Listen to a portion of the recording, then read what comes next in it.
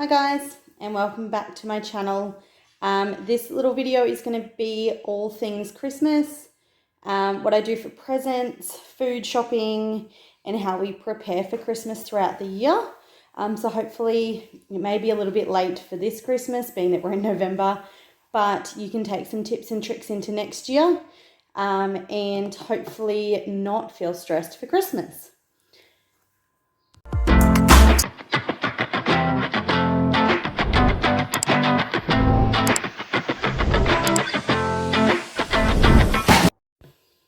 All right, guys, so we're going to talk Christmas presents first. Now, I'm not going to give you any specifics. I'm going to pop up some pictures of a couple of the things we've done, mainly for the girls' classes and teachers, but I'm going to keep all of the girls' presents and my planning for my family a secret. So in case they watch this video, they don't know what we're getting them. But some of the basics. So we like to personalize, which I'm very lucky. I got a Cricut machine, I'll show you guys, for Christmas last year from my husband and the girls. So I just got the little Cricut Joy. So a lot of our Christmas presents that we personalize, we do ourselves at home. It's very good for me too because Annalise isn't spelt the typical way, so if I ever want to do something for her, I can make my own and make it spelt correctly for her. So those kind of things we like to do. We like to personalize to make it that little bit nicer. So the girls this year, we just did favorites, and Cadbury have done like little Christmas baubles. So I bought a box of those and I bought a box of favorites to divvy up for the girls' teachers, and they got water bottles and those kind of things. But the really important thing when planning your presents is to have a list. So I sat down at the start of November, went back over my list with the girls and asked them what they would like to get their teachers so that they are contributing as well. They're their teachers. And what we were doing for the classes. So I'll pop some links in the description of this video. I did a Temu order for the little cards that I got for the girls. And then we just got a pack of these Christmas cards. I think there's 40 in there. They were $2.50 at Big W for teachers and those kind of things. The second thing that we did was we just bought a heap of candy canes, different flavors from a couple of different places, and that's what the girls used for their class presents, so for their friends at school. And I always send an extra bag of candy canes in case I forget any of the kids. Little tip. So from the presents point of view, give yourself a budget. So it's really important so that you're not stressed coming into Christmas, that you have a clear budget and you have a clear list of what you're getting everybody. So I know that there are people that are tricky to buy for, but you need to factor in things like Secret Santas for work. So I have a Secret Santa for work. Annalise had a Secret Santa for school. Those kind of things. Factor that into your budget so they're not little surprises. And generally you should know about now whether or not you're going to have those things in your workplace or at school.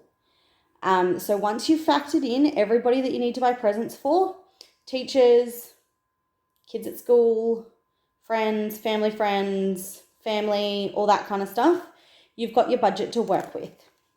Now, what we typically do is we have an account that we put a certain amount every fortnight into so that we get to this point of the year and it's not stressful. We've got that little buffer sitting there. We know roughly how much we want to spend and we work that out at the start of the year. That account is also used for things like birthdays throughout the year and back to school. So we'll do back to school in January and I will pop a video for that as well.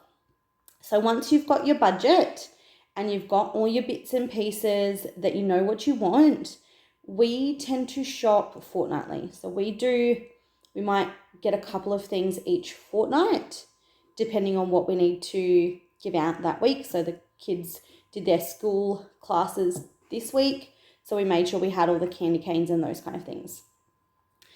The other thing that we do is we are Woolies shoppers generally. It's the closest grocery store. So we have our Woolworths rewards. Now, we had a really good year this year. We banked them for Christmas and we had close to $710 before they unlocked in the middle of November. So part of that has been factored in for me as well for our grocery shopping, for the things I can get at Big W with the girls, for their Christmas presents, those kind of things. But that's a big token. So if you can bank your Woolworths rewards for Christmas, so that's every time you earn $10, it just sits there until November, then you can spend it. I really find that takes the stress out of Christmas Day food. Things like candy canes that are $2 a packet, that's 5 packets per $10 that you don't have to buy. So the next thing I did, and we are hosting Christmas this year, so I know everyone does their Christmas Day a little bit differently, but so we're hosting and I've decided that we're going to do most of the food. Normally, we would ask, say, my mum to bring something, Dan's parents to bring something, my brother, his brother, those kind of things. But this year I decided I'm just going to do it all. And if we have leftover food, we have leftover food.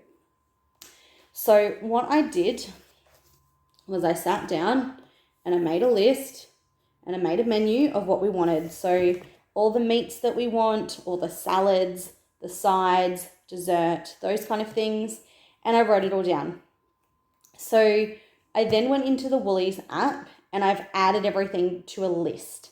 And I'll pop the list, as a picture at the end as well to get a budget idea. So things like tablecloths, serviettes, paper plates, because I'm not doing dishes, all those kind of things, drinks. So we'll get lemonade for the girls, some cordial, bits and pieces are all in my list.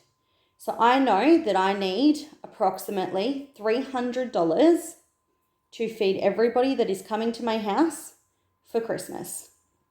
Now, that means that out of my 710 Woolworths rewards, I'm going to keep 300 of those so that I can use that for Christmas Day food. That gives me $400 that I can either redeem throughout December, I can use at Big W, or I can keep some and save it for back to school.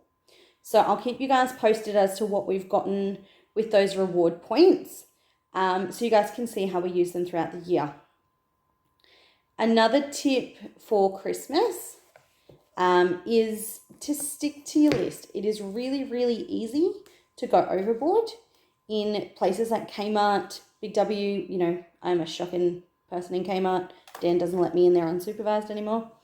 But our lists, if you buy all these unnecessary things, then you can fall into the trap of spending a lot more than what you want to. Things like this are great so that if someone unexpected pops up and they give you a gift and you don't have something to give them back, having a spare box of chocolate or those kind of things are great to have in the cupboard. But factor that in when you're doing your list. So if you want 2 spare presents, then, go for it and just keep them into your budget, into your list so that you know that that's what you're planning for. I would love to hear what you guys do for Christmas as well. I know everyone's a little bit different. A lot of people travel. We're really lucky we're not traveling this year. We're on the end of getting the pool installed. So keep a lookout. I'll be popping a pool video and progress up very shortly. But we're not traveling this year. And definitely let me know what else you guys do. But I will be sure to pop some photos at the end of some Cricket craft products we've done, my list for Woolies for food, and I'd love to see what you guys are doing. Have a great day, guys.